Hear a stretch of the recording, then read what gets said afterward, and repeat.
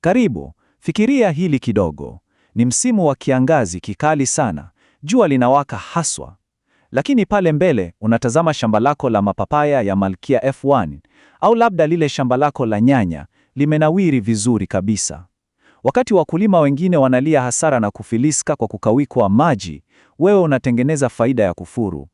Sasa, kupitia uchambuzi wetu wa leo, tunaenda kukuonyesha namna unavyoweza kubadili kabisa stori yako ya kilimo. Sasa, labda unajiuliza, nini hasa siri ya wale watu tunaowaita matajiri wa kilimo? Ngoja nikuambie ukweli. Siri ya matajiri wa kilimo sio ardhi, ni uwezo wa kuwa na maji wakati wengine hawana. Hapo ndipo thamani halisi na soko lenye faida kubwa lilipo. Wengine wakiwa hawana mzigo sokoni, wewe unauza wako kwa bei ya juu sana. Na hapa ndipo tunapokuja na lile suluhisho lenye mamlaka kamili, pampu za maji za sola. Hebu fikiria kuwa na uwezo wa kuvuta maji mfululizo bila lile maumivu ya mfukoni na usumbufu wa kununua madumu ya diesel kila asubuhi. Sola inakupa uhakika wa maji na zaidi ya yote inakupa amani ya akili. Sawa, hebu tuingie kidogo kwenye upande wa teknolojia yenyewe. Tofauti kubwa hapa ipo kwenye injini za hizi pampu. Ukiziangalia pampu za DC zina ufanisi mkubwa sana, yani zinatumia paneli chache tu kufanya kazi kubwa. Hizi ni nzuri sana kama shamba lako lipo mbali kabisa na umeme wa gridi. Lakini kwa upande mwingine, kama unafanya biashara kubwa inayohitaji msukumo mkubwa wa maji, basi pampu za AC zinakufaa zaidi, ingawa hizi zitahitaji uwe na inverter. Kitu kingine cha kuzingatia sana ni kina cha maji yako, kwa sababu ndicho kinaamua mashine utakayonunua. Ikiwa chanzo chako cha maji kina kina cha zaidi ya mita 10 kwenda chini, hapa unalazimika kutumia submersible pump.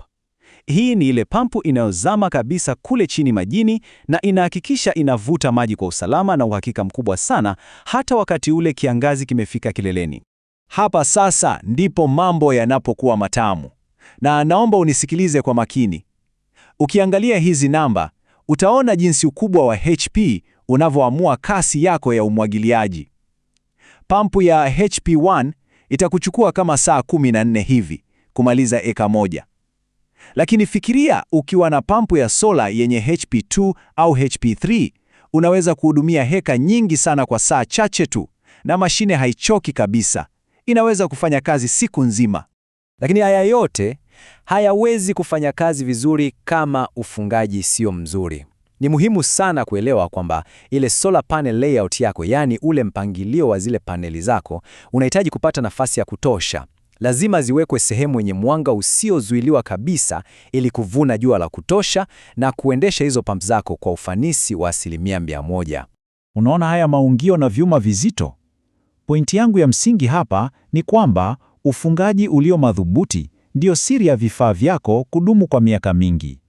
Ukiwa na muundo imara kama huu, inamaanisha utakuwa na karibu 0% kabisa katika gharama za matengenezo. Yaani unafunga na kusahau. Na sasa, ukichukua maji kutoka kwenye hii pump na kuyaingiza moja kwa moja kwenye mfumo wako wa drip system, hapo ndio unapata ufanisi wa ajabu. Kila tone la maji linaenda moja kwa moja kunywesha ule mzizi wa lile zao lako la thamani, na unazuia kabisa upotevu wowote wa maji ambao ungesababishwa na joto. Kwa kifupi, uwekezaji huu una faida zisizopingika.